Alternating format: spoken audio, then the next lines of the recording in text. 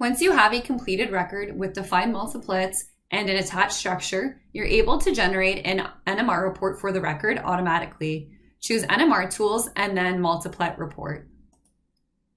This is the auto-generated NMR report attaching information that was included from the dialogues under NMR Tools. You'll notice that the size of the NMR spectrometer frequency has automatically attached to the record.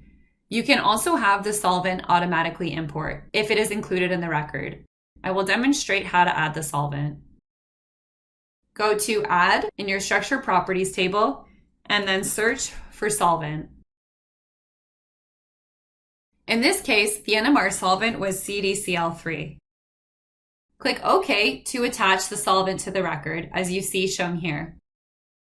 Now if I generate the multiplet report, I have a solvent automatically imported into the record.